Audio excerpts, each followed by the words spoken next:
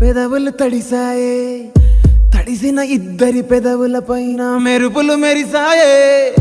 ఉరుముల చప్పుడులో ఉరకలు మొదలాయే, ఉరుకుతూ ఉండే తలపులనేమో బిడియములాపాయే.